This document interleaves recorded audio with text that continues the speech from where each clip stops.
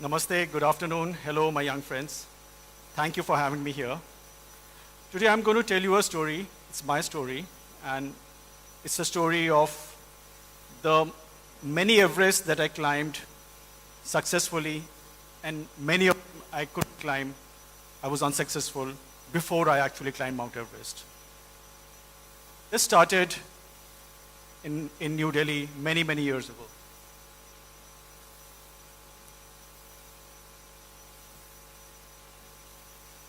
I was born in Delhi.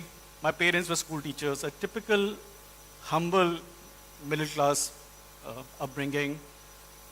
There were five of us, and most often there were more who stayed with us. My parents' meager salaries to support them, my relatives who used to come to Delhi for a job. And like any family, during summer vacation, we used to go on holidays. And since Delhi was close to hills, we used to go there pretty often. And I remember one of these holidays, we went to Sikkim. And this is Sikkim of 70s and 80s, very pristine. And that's where I saw this beautiful, majestic mountain, Kanchenjunga. It was love at first sight. I knew it then that this is my calling, and I have to come back again and again. I still have that picture as a 10-year-old etched in my brain. 4 years later, life took a different turn. I lost my father when I was just 14, and then the entire focus turned into studies, making something about, do something about yourself, get into a good college, and, get a good job, the usual way. So I did that. I wrote boards. I think I did good. I went to an engineering college, learned engineering. Then I wrote CAT, I cracked it. I went to IIM Bangalore. And during my MBA, I learned this wonderful technology called internet. This is like mid-90s when internet had just come into the world. And when I graduated, I started my career here in Bombay in advertising and marketing. I knew that I had to make my career into that. And 2 years into my career, I took another risk. I joined a startup at half my salary just to learn this medium. And eventually started a digital marketing company way back in 2000. I think it was one of the first ones in India. 6 months down the line, we were on the brink of closure. We just had passion, but zero money. We didn't have money to pay our bills, pay our employees. So we decided to stuck on. And eventually we turned it around. And 2 years into the startup, we sold it to Ogilvy, a leading advertising agency. We were there, I was there for a bit, and then I took a sabbatical. I moved to Bangalore, and I had a lot of time.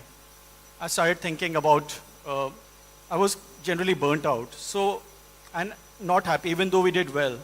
So I went to delved into my childhood in terms of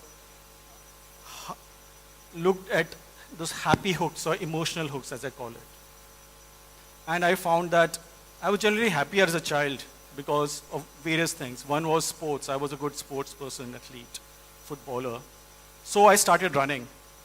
And 20 years ago, I enrolled into my first marathon. The distance itself was a Everest to me at that time. I faltered, but I ran it. I completed it. I felt very confident. But those questions persisted. And I knew that mountains are calling me. I have to go back. And in 2005, almost 19 years ago, I went to the Himalayas. I did my first multi-day camping trek in Kumaon, in Uttarakhand. And totally unprepared. We had a tough time, but after that experience, I knew that I have to keep on coming back again and again.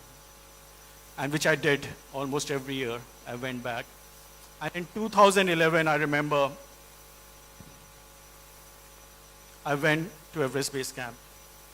I went to Nepal for the first time. And the first time I saw Mount Everest, I was just struck. I met a lot of climbers, Sherpas there. And particularly, I met my inspiration there. This gentleman, his name is Shalendra Kumar Upadhyay. He was 81 years old at that time. So I asked him, are you going to the base camp? He said no. He was going to summit Mount Everest. He would have been the oldest man. I was completely awestruck by his great determination, took this picture, autograph, it's still here, there with me, and came back to India, wished him all the best, and started searching on the net, finding out how his expedition is doing. And I came across this article where I learned that he passed away on the mountain. I was really sad at the time. I remember a friend talking to me and telling me that at least he died doing what he loved the most. I repeat, he died doing what he loved the most. That sentence just stuck to me. And I started asking myself exactly that. Why do we do things, or rather, why don't we do things what we love the most rather than doing things what others love the most? And from there on, I did a lot of things. I left my corporate job. I started traveling more, started trekking more. I remember I had this big list of challenges which I wanted to do. One was to write a book, which I wrote. After many drafts, redrafts, editing, I decided I will climb the highest mountains in each and every continent. So I've done 4 so far, which I did. I enrolled in Ironman, even though I knew I didn't know swimming. I learned swimming in 1.5 years and swam in the open water and finished Ironman. And I also started a company called Rustic Travel at that time, around 2015-16, a sustainable experiential travel company. And I still run that, and I earn a fraction of what I used to earn in my corporate life. And every day is an Everest for me, running this company, how entrepreneurship is. But it's a wonderful experience. And I realized that during the pandemic, when the world shut down, especially travel and tourism, we had zero money in the bank. But the traveler in me, the itch, we decided, okay, we have to travel. So we took a car out and went around India for 6 months, covered all the 28 states at that time in 2021.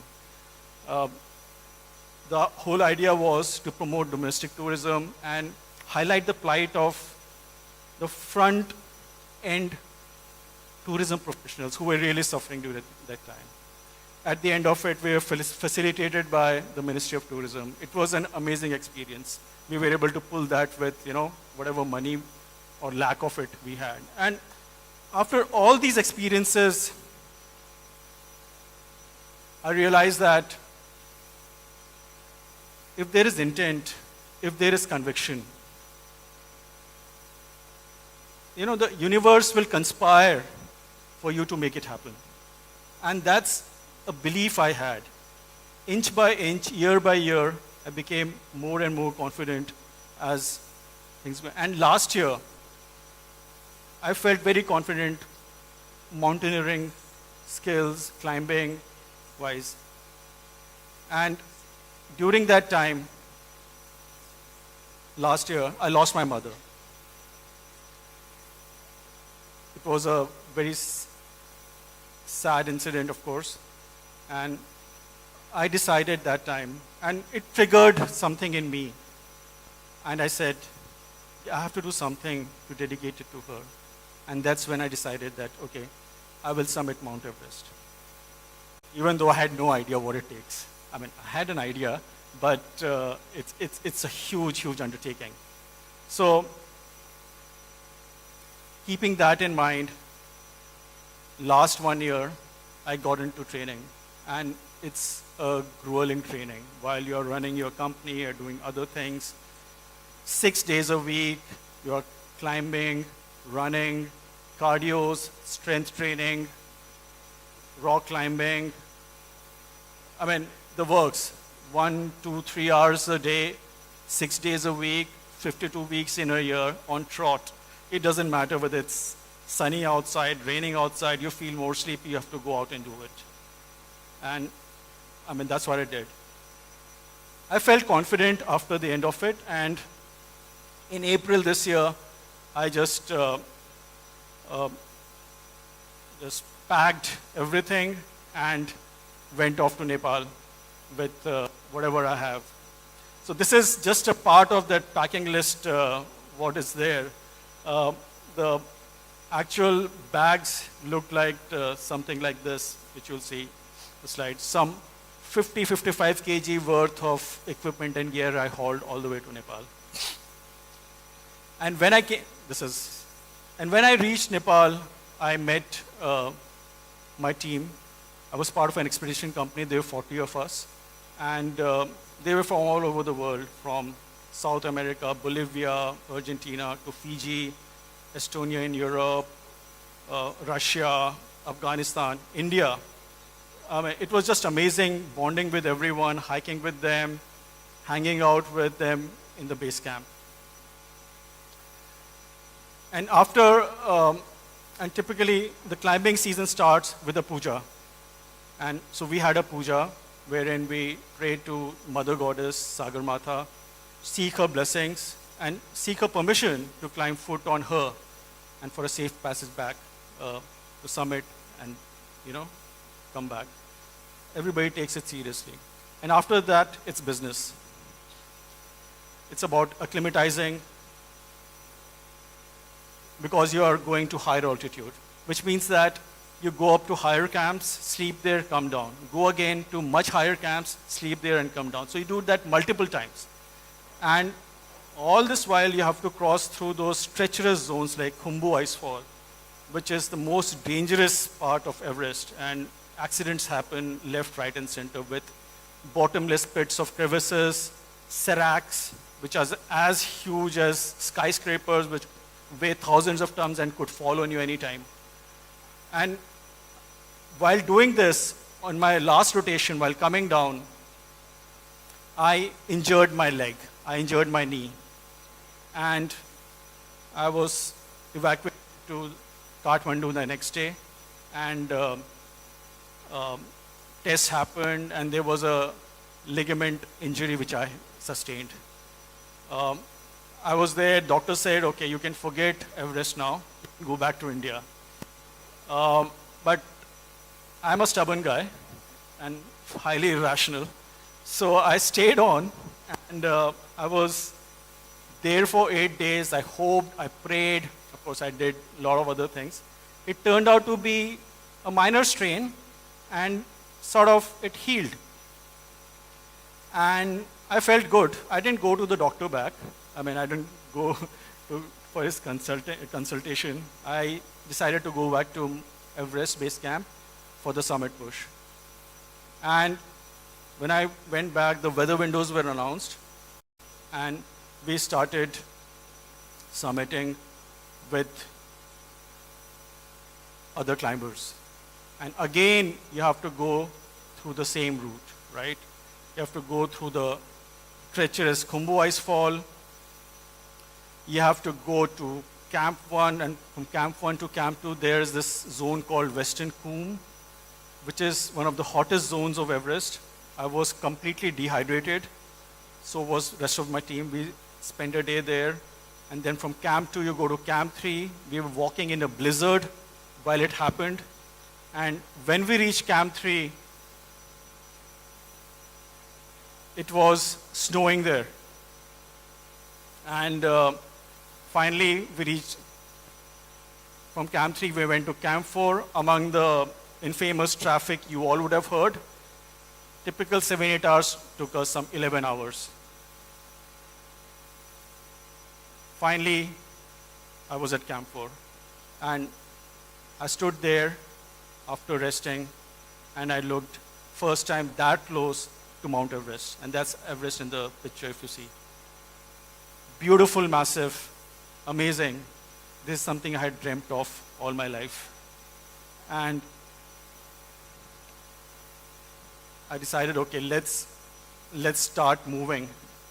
And I knew it will take some 20, 22 hours of going up and down non-stop in that cold and oxygen. And I was, of course, holding a 4-kilo oxygen cylinder, completely geared, suited with my heavy boots and everything. As I started walking, bad news started coming in. Two of our climbers, Daniel Peterson and his Sherpa, we heard that they were missing from yesterday.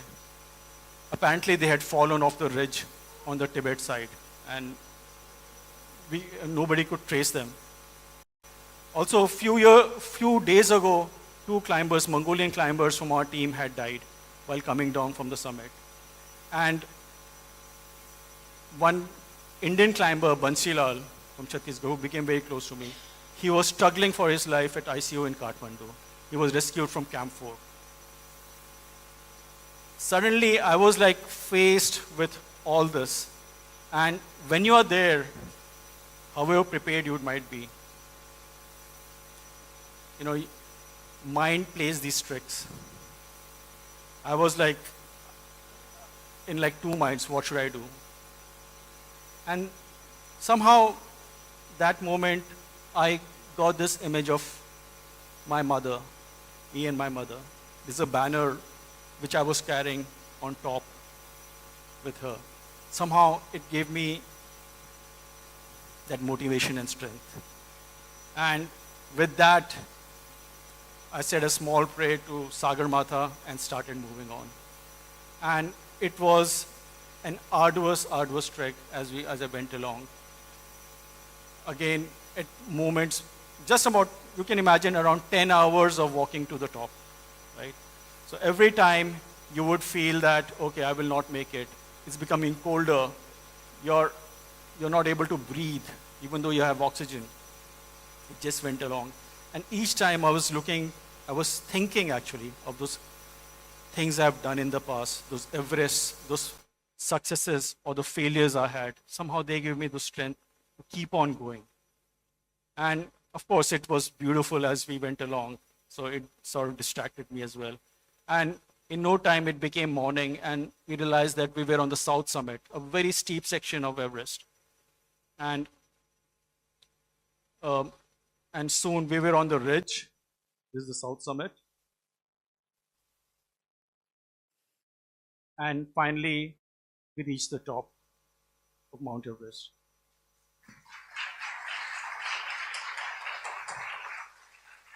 A lot of people ask me, how did you feel when you were there? I have a very disappointing answer to that. I was relieved. I was not exhilarated. I was not pumping my fist in the air. I was not jumping around. I was just relieved I was there. And it was very businesslike because the mountaineer in me said that, okay, hey, you've just reached halfway through. It's not over yet. Once you reach back the base camp safely, then when it's over. So we quickly took our pictures and said, okay, let's go down. The Sherpa with me. And as we said that, a bad storm set in. It started snowing, the wind started happening, and there was a complete whiteout. And if we think it's difficult climbing up, try climbing down in that steep mountain. It was really, really very difficult. And as you are doing that, you encounter other people who are there. I met two climbers, one Joshua from Kenya and his Sherpa, Nawang Sherpa. They were struggling right at the summit. Many days later, we just passed through them. There's nothing we could do at the top in the dead zone. I just said a small prayer for them and went down. Many days later, I found out they didn't make it. Closer to South Col, midway, there was one Nepali climber who was struggling. We helped him, gave him some water, comforted him, but we couldn't do much. We just left him there and started walking down. I was completely heartbroken. We couldn't even give him our oxygen cylinder, which we had, because you can't do that on the mountains. He also, next day, we found out that he couldn't make it. So finally, I came back to Kathmandu to the base camp. Yeah, there's the base camp photograph. And And then I came back to Kathmandu and finally flew back to India. I was not exactly on cloud nine.